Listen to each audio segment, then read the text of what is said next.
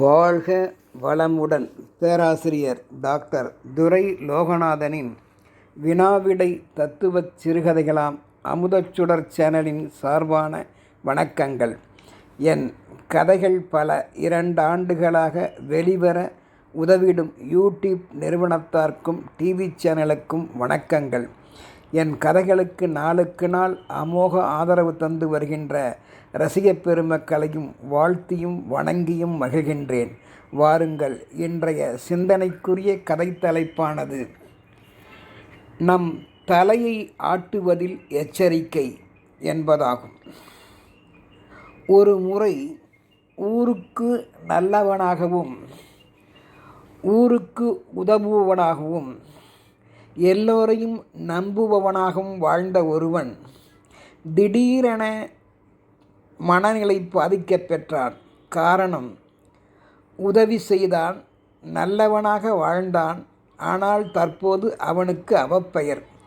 அதை நினைத்து கொண்டு வீட்டை விட்டு வெளியே வந்து கொண்டிருக்கையில் சில நண்பர்கள் அவனை பார்த்து, உனக்கா இந்த கதி என்று ஒருவர் மகிழ்கிறார், ஒருவர் எச்சரிக்கிறார், ஒருவர் சிரிக்கின்றார். இப்படி ஒவ்வொருவரும் ஒவ்வொரு விதமாக கேள்வி கேட்க தலையாட்டிட, இவரும் ஒரு விதமாக தலையாட்டி வேறு வழியில்லாமல் மேலும் கெட்ட பெயர் இவர்களுக்கும் தெரிந்துவிட்டதே என்ற சோகத்தோடு நடைபாதையில் வந்து கொண்டிருந்தாள்.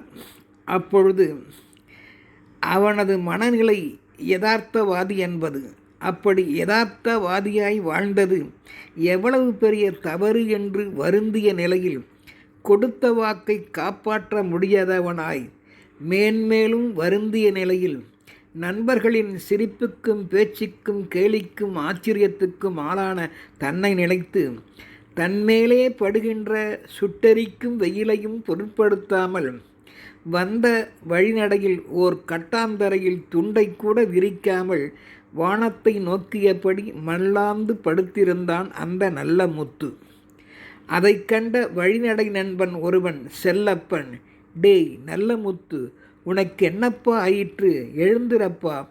கையை பிடித்து தூக்கி நிறுத்தி, நல்லவனான உனக்கு இன்று என்ன நேர்ந்தது?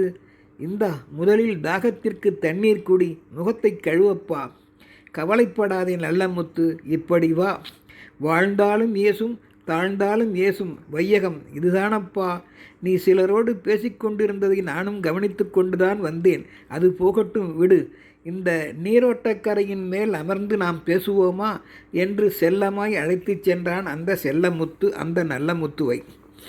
அப்போது வெறுப்போடு பேசிய நல்ல முத்து, என்னப்பா நான் நல்லவன், அப்படி வாழ்ந்ததுதான் தவறாகிவிட்டது நண்பா என்று குரல் தாழ்த்தி பேசினான். ஏனப்பா அப்படி சொல்கிறாய் என்றான் செல்லமுத்து செல்லமாக அவன் கன்னத்தை தட்டி. உடனே இந்த நல்ல முத்து சோக முகத்துடன், நீ ஒரு பழமொழியை கேள்விப்பட்டது இல்லையா நண்பா? அதை இப்போதுதான் நானே உணர்கின்றேன் முதலாக என்றான் அந்த நண்பன். அதாவது, எல்லாருக்கும் நல்லவன் பொல்லாதவன் என்பதுதான் அந்த பழமொழியப்பா. நம்பிக்கை வரவழைத்து உதவி செய்யலாம் என்ற நோக்கத்தில் ஒருவருக்கு வழக்கம்போல் செய்வதற்கு உறுதிமொழியில் அளித்தேன் நண்பா. அது இன்று தவறுதல் ஆகிவிட்டது. அவரின் பார்வைக்கு நான் பொல்லாதவன் ஆகிவிட்டேன் செல்லப்பா. நம்பிக்கை துரோகி என்பதும் இன்று எனக்கு பெயராகிவிட்டது. அதனால்தான் என்னை வழிநடையில் சில நண்பர்கள் சிரித்தார்கள், எச்சரித்தார்கள், கேளிக்கைப்பட்டார்கள். சிலர் துன்பப்பட்டு என்னை பார்த்தார்கள். நான் என்ன செய்ய முடியும்? அதுதான் என் குழப்பமும் வருத்தமும். நண்பா, சரிதான். உன்னால் முடியும் என்றால் மட்டுமே சத்தியம் வாக்கு கொடு. நாளைக்கு வா, மற்றவரிடம் கேட்டு பார்க்கின்றேன் என்று எதிர்பார்ப்பவரை இழுத்தடிப்பது கூடவே கூடாது நண்பா. இயலாது என்றால் உடனே கூறிவிடு.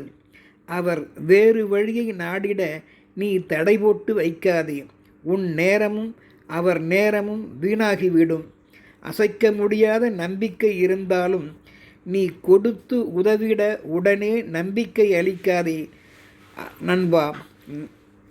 நம்பிக்கை அளிக்கும் அந்த செய்தி அவர்களுக்கு புரியுமானால் நமக்கு மீண்டும் குழப்பம் ஏற்பட வழி உண்டு. கர்ம வீரர் காமராஜரைப் போல ஆகட்டும் பார்க்கலாம்கிறேன், நிச்சயம் தற்போது முடியாதுங்கிறேன் என்று உடனே சொல்வதுதான் நல்லதப்பா. பொல்லாதவன் பெயர் உனக்கு ஏற்பட்டிருக்காதல்லவா? மேலும் சொல்கின்றேன் நண்பா, உனக்கு ஒன்றும் புரியாதது இல்லை நான் சொல்லப்போவது. நம் காதுக்கு உதவி என்ற சொல் வந்ததுமே நம்மால் அது தற்போது முடியுமா முடியாதா என்று நீ யோசிக்க வேண்டாமா?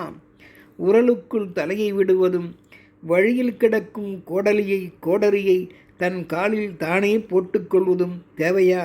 யோசித்து பாரப்பா. முடியாது என்றால் உடன் சிறிய வருத்தம் மட்டுமே தெரிய வரும். செய்வதாகச் சொல்லி செய்யாவிட்டால் இப்படித்தான் ஆகும். விரோதம் ஏற்படத்தானே செய்யும். பிறர் புகழ்ச்சிக்கும் பாராட்டுக்கும் மயங்கி நாம் நல்ல பெயரை கெடுத்து கொள்ளக்கூடாது நண்பா. நல்லவன் ஆவதில் தவறில்லை, மிகவும் நல்லவனாக இருப்பதுதான் தவறு. ஊருக்கு உதவி உழைத்தவன் ஊருக்கு இளைத்தவனும் ஆகிவிடலாம் அல்லவா? நம்பிக்கைக்கு உன் பதிலானது இயலாது என்றால் உன் தலையை இடமும் வலமுமாக ஆட்டிவிடு நண்பா. பொல்லாதவன் என்ற பெயர் ஏற்படாதல்லவா? எதற்கெடுத்தாலும் அவர்களுக்கு தகுந்த மாதிரி நாம் தலையை ஆட்டினால் நாம் கெட்ட பெயர் வாங்கத்தான் வேண்டும். எனவே நிதானமாக நின் தலையை ஆட்டு. முடியாதென்றால் வளமும் இடமும் ஆட்டிவிடு. தலையை வாழ்க்கை அந்த நீ ஆட்டுகின்ற ஒன்றில்தான் தலையாய வாழ்க்கையே நின் தலையாட்டுவதில் அடங்கி உள்ளது. அந்த தலையாய வாழ்க்கை சிக்கல் நம் தலையை எப்படி ஆட்டுகிறோம் என்பதை பொறுத்துத்தான் அமைகின்றது நண்பா. இயல்வது கரவேல் என்பதை மறவாதே. சேரிடம் அறிந்து சேர். எதை சொல்ல வேண்டுமோ அதை சொல், எதை செய்யக்கூடாதோ அதை செய்யாதே. வாழ்க வளமுடன்.